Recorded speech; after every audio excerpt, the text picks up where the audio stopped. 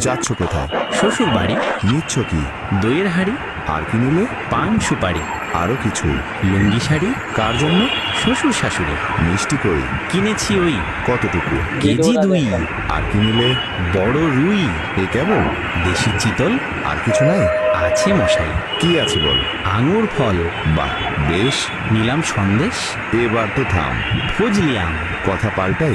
জি মশাই। মা কেমন তো? রাখি না খবর। কেন ওরে? থাকেন দূরে। কোন গ্রামে? বৃদ্ধাশ্রমে। কেন তবে? সুখ ভেবে। সুখ চাই কার? বউটা আমার। ছি মদন ছি।